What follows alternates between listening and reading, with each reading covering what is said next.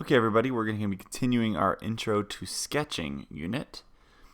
In this video, we're going to be talking about dimensioning sketches, which means we're going to be adding the measurements so that people that look at the sketches can understand how large the objects are and where things are located on the things you create and design.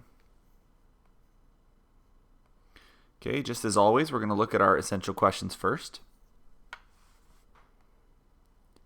First of all, why is dimensioning a sketch necessary? It's going to be a very brief thing, but why do we need to even do that? What are the types of lines in a dimensioned sketch? So we have a couple different things going on there. And how should a sketch be properly labeled? So where do you put your dimensioning? Can you put it anywhere you want? Are there rules? We're going to address all of those things today. Okay, so first of all, why do we need to use dimensioning? And again, this does correspond to your notes. So first of all, it's important because it allows us to show two things. First of all, it allows us to show size. When I draw a random shape, okay, you have no idea what the size of this is. This could be, 3 inches by about, 2 inches like it looks in the picture, or it could be something like 100 feet and maybe 150 feet. Okay, it's all about scale. So what dimensioning does is it gives us a perspective so we understand the actual size of something and we can then create it. And the second place is location. This is really important so that you know what the front, the right, and the top is, but also so you can understand, all right, there's a hole drilled in the part that you made, but where does exactly it occur? These things are very important so that you can create accurate prototypes of the things that you create. So, someone who designs a sketch, and then the prototype is created, but they have to have accurate dimensions first. Okay, in order to dimension, as we say, completely, there has to be 3 parts, and as you can see in the notes, there's 3 blank spaces. You have to dimension 3 things. You have to dimension width, length, and depth, which is pretty much all 3 things on a 3D object. So it's pretty much common sense, but what we do is we make sure that the figure is completely dimensioned. So I'm going to start off to begin with. This isn't something you have to write in your notes except for the width, length, and depth part, but in this picture we're going to show you how we're going to write the width, the length, and the depth. Pay attention to which face of the front, top, and right ends up getting each piece, because that's something that's going to be consistent throughout all our dimensions as well. So first of all, as you can see, I drew 2 lines there, connect them with an arrow, and in the middle I would write the dimension. So let's say this is in inches, could be 2.50 inches. That is a width. Okay, and again, it's a little confusing on what's width, what's length. Well, on the front face, okay, the one that we're seeing when we look at it, that is considered the width of the thing. I would also have a dimension there that showed from the edge to that line right there. That would be 1.25 inches. And finally, from the middle point there to the edge is 0.75 inches. A lot of people would think, wait a second, what about that empty space in the middle? Okay, what about that right there? What about this right there? Isn't that supposed to be, dimensioned as well? Well, remember that we talked about this earlier. We already know what that is. The whole entire thing is 2.50. Well, if I look at 1.25 and 0.75, that makes 2 by itself, so I know automatically that last piece is 0.5. We don't want to do what we call over-dimensioning. We don't want to list things that we can already figure out on our own. This is the minimum amount of information for width. Okay, the last bit that we're going to talk about is this circle inside there. We have to note the size of the circle. So what you see here is you see this sort of diagonal line that cuts directly through the corner. That's pretty standard. And then you'll also notice on here that you have this sort of symbol right here. Okay, this sort of line with a dash through it. And what that symbolizes, it symbolizes some kind of marker. So it could be a diameter, it could be a radius.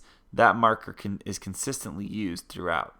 However, one of the rules is that when we talk about circles, we're talking about diameters. So that's saying that that circle right there has a diameter. Remember, diameter means distance all the way across, has a diameter of 0.50 inches. That now is enough width information for you to be able to figure out how to design the problem. Okay, the next thing we're going to talk about is length. Length typically occurs on the right side. However, because of the fact that we have this hole and we can't really see it from the other perspectives very well, we're going to dimension it on here. So that right there has a length of 0.50. Okay, and again, I know it looks like a height, but you have to remember that we're talking about width, length, and depth. So now looking on the right side, we still have other sides to dimension. This is 0.50. This is 1.0. And finally, looking at the depth is going to occur up on the top. We've got 1 inch there and 0.50 inches there. And again, we don't dimension that bottom piece because if we know the whole thing's 1 and we know that top is 0.5, we already know the bottom half is also 0.5. So this is a completely dimensioned figure. As you can see, we include widths, lengths, and depths in the picture. Okay, the next thing we're going to do is we're going to talk about line types. You already have this picture on your notes, and this is from the last one we just did. What we're going to do is we're going to identify the 3 different kinds of lines going on here. First of all, you have this line right here. Okay, this is called the dimension line. This tells you the size. So think of the dimension as the size. The second type of line we have is this piece right here. These are the red lines and the blue lines that you're seeing that almost look like they almost connect to the figure or almost connect to the center. Those are called extension lines. What we're doing is, instead of being able to somehow write on here, because it would be very difficult to say, all right, I'm going to go ahead and I'm going to write on the yellow line, and I'm going to say, okay, I've got 1.25, and then I've got 0.75. You know, that would be very difficult. And then 2.5, how would I know what I'm talking about? Okay, so what we use is we use those extension lines to take that distance and move it up a little bit so we can separate the different dimensions. Couple of things to notice. Okay, first of all, as you can see, if we look at the very bottom of the lines, none of these lines actually touch. They get very close, but they don't actually touch the sides. That's one of the rules for extension lines. They get very close, but they're not supposed to touch. Once they touch, they're now part of the figure, and that's not true. We're using them to make notes for ourselves so we know the sizing. And the last piece that we have there is this sort of angled line that connects to the center. This is what we call a leader line. It's not a line that should be in the figure. It's just a line that helps us get to where a shape that we can't get to on the outside. Like I said before, typically that they go diagonal like they are through there, right through the corner.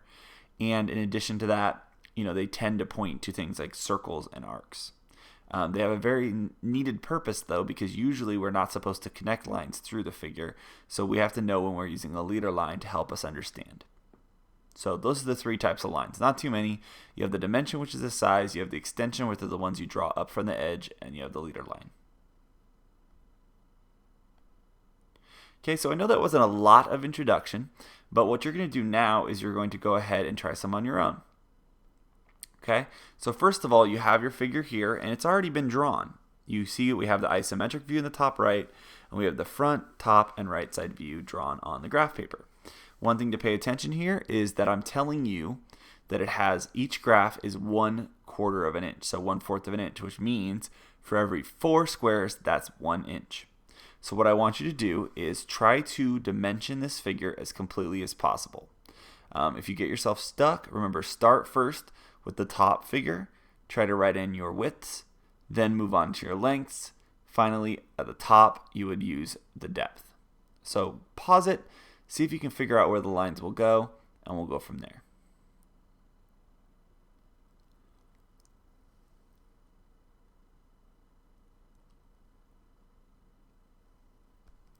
Okay, so we're going to have opportunities to pause it after each turn. First of all, I've got the total length of the thing, total width.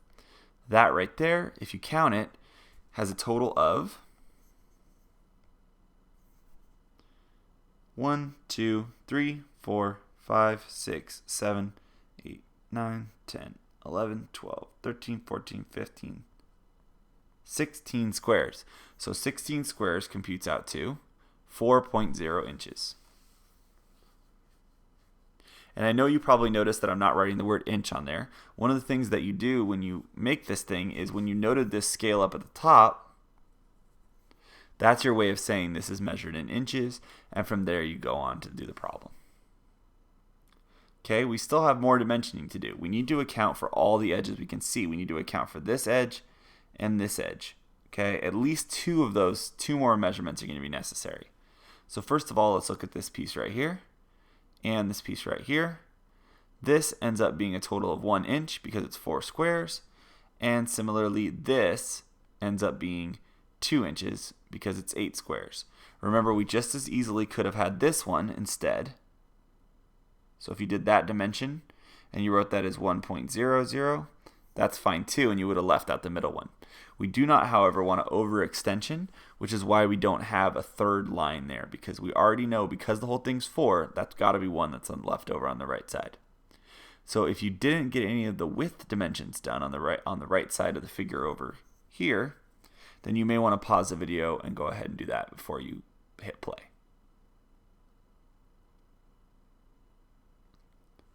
All right, so looking at the right side here, the first thing we need to do is we need to go ahead and dimension this right here. This ends up being 0.50. Some of you may have done that same dimensioning on the right side. We'll talk about later why that's not a good idea, but it's okay if you ended up doing it on the right side. Now, when we do our last bit of dimensioning, that ends up being 2 inches because it's 8 squares, and we're good to go. I could see how some of you guys could have dimensioned to that dotted line. As I said, when we looked at the guidelines of dimensioning, you're going to see why it's not something that you want to do. Okay, moving on to the depth, we really only need one dimension. We need to look at the actual depth of the top. When we look at it, that ends up being 1/2 inch, which is 2 squares, so 2/4, and that's completely and fully dimensioned. The purpose of this assignment was to get you an introduction and a quick sort of look at how dimensioning might work. I fully understand we haven't gone over the rules yet, and that's something that's going to come to you as we get better and as we learn the rules. If you dimensioned on the bottom, for example, you'll see why later that that's something that you want to frown away from. Okay, the second practice example I have for you guys today is a partially dimensioned figure. Okay, same rules apply as before. Every square is equal to 1/4 of an inch, so 4 squares equal 1 inch, and you're looking at the shape you see right in front of you right there. So what I want you to do is look at the figures and try to notice which dimensions have not been drawn that need to be. Basically, you need to be able to know by looking at the numbers written on the paper all of the possible lengths that are found on the figure. So take a second, try to add in any dimensioning lines you think should occur, as well as any distances that should be drawn. Hit play when you figured it out.